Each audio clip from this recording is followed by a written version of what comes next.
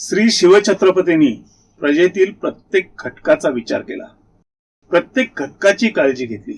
समाजातील संत सज्जनांची काळजी घ्यायला महाराज सांगतात.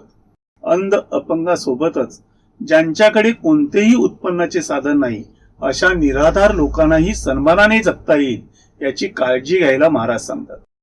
आजच्या दिव्यांग, अनाथ, निराधार लोकांसाठी सुरू असलेल्या योजनांची मुळे श्री शिवछत्रपतींच्या कार्यनीतीत सापडतात. त्याचबरोबर समाजात धर्माच्या नावाखाली लोकांना लुटणाऱ्या बंधूंना अशी शिक्षा करा की पुन्हा असा तयार झाला नाही पाहिजे असा आदेश देतात.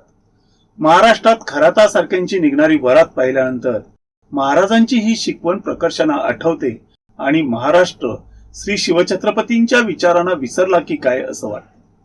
महाराजांनी रयतेचा अत्यंत सूक्ष्म विचार केला होता.